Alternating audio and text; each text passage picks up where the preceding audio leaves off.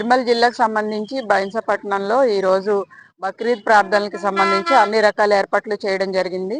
ఇక్కడ ట్రాఫిక్ కి ఏ రకమైన ఇబ్బందులు కలగకుండా వేలాది మంది వస్తారు కాబట్టి ఏఎస్పీ సాయి కిరణ్ ఐపీఎస్ ఆధ్వర్యంలో ఇక్కడ అన్ని రకాల ఏర్పాట్లు చేయడం జరిగింది. బయట నుంచి కూడా చాలా ఫోర్స్ వచ్చారు.